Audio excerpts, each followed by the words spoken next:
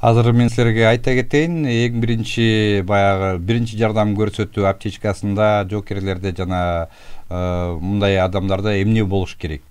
Мисалы азыркы куралдуу конфликтте жарадар алган адамдардын жокерлердин кийим кечегин кесип колдонуу үчүн моундай башы туюк кайчы керек, атайын колдонулган мындай. Бул керек.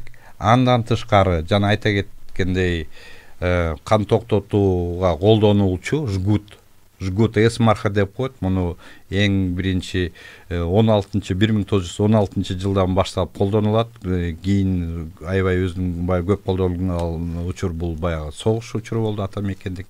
Анан ушул жылга чейин биз дали ушуну колдонуп жүрөбүз. Негизги турникет деп коет башка жерлерде, азыр жана чаптама менен чытырт этип чаптап туруп толгоп койгон. Бирок бизге ушул эле баягы колдонууга баягы керектүү нерселердин бири болуп эсептелет. Анан дайыма эсиңерден чыгарбагыла, артериал кан агууда колдонулган нерсенин көлөмү баягы турасы деп коеюн, моундай 2,50 болуш керек, 2,5 сантиметрден төмөн болбош керек.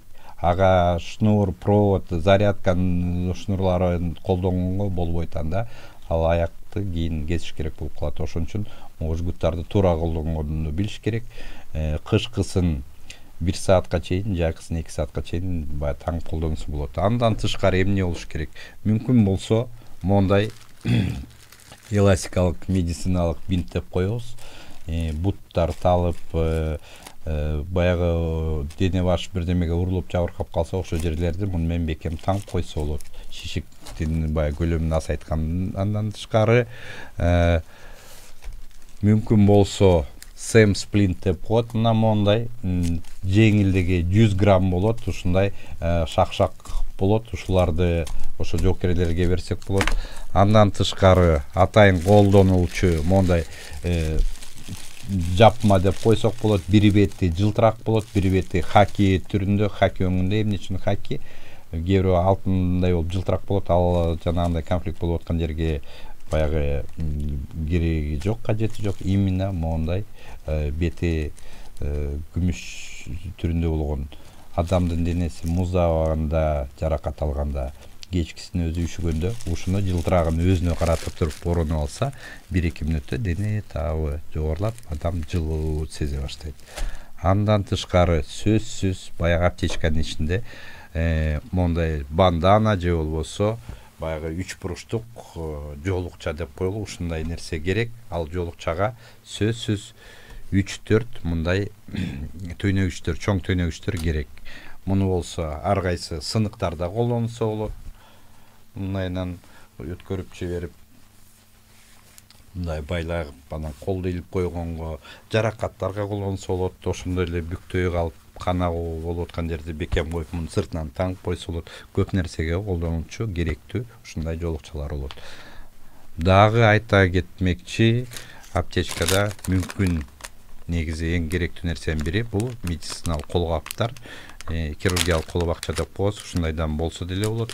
Анткени жардам көрсөтүп аткан адам өзүнүн колун булгабастан жаракат болгон жерге баягы кан башка адамдыкы тийип кетсе дагы баягы ар кайсы инфекциялар, оорулар болбостон ушундай өзүн өзү коргоп сактоо үчүн колгаптарды колдонсо болот. Дагы керектүү нерселердин бири бул орофарингеальный трубка деп коет. Түтүкчө орофарингеалдык. Бул эмне колдонот? Муну болсо адам дем албай калганда, дем алуу кыйындап атканда, ошону ооз аркылуу кекиртекке чейин салабыз да, ошондо адам дем ала берет. Көбүнчө адамдар жаракат алганда баягы бир жерге көтөрүп же машинеге салып баратканда биз жакшы көрө албай калабыз. Деми токтоп атагандай болот, ошондо ушул нерсени салып койсо, дем алуу жолдоруна кирип, дем алуусу туураланат. Бул жакшы нерсенин бири. Орофарингеальный трубка деп коет. Андан тышкары чаптама лейкопластырлар жокерлерге керектүү нерселердин бири. Бул болсо жанагы спортто колдонулчу тейп деп коет. Ошондой нерселер болсо абдан жакшы болот эле. Тейп болгондо кара же күрөң өңдүү, бирок ачык ак, сары ушундай нерселер аларда болбойт. Кара күрөң өңдүү ошо жаракат алган жерге, чоюлуп калган, ооруп калган жерлерге мынтип ороп койгонго жакшы керек этет. Медициналык тейп жана мондай чоң лейкопластыр керек болот. эми бул болсо ИПП деп коебуз, индивидуальный перевязочный пакет деп коет. Ошолну мен азыр атайын сыртын баарын ачыккылап отурбастан даярдап койдум бирөөнү. Мына өзүңөр көргөндөй мунун 4 жерине 4 байлагычы болот. Мындай бул жерден бияка көкүрөккө, курсакка, бутка кайсы жер болбосун бекем тартып таңып койсо болот. Биздин азыркы башка Россияда, башка жерден келген өзүбүздөн чыгып аткан бинттер баягы жооп бербейт, кысапаты дегендей. Ошон үчүн мондай бекем атайын жокерлерге деген индивидуалдык байлама пакети деп коет, ИПП деп. Ушундай нерсе сөзсүз керектүү нерселерден. Анан дар-дармек сураганда ооруну басындатчу, жекеле жаракат алган жерден тышкары баш оору, тиш оору, бардык нерселерге жеңил жана жакшы дарылардын бири могу болсо Розакет деп коет.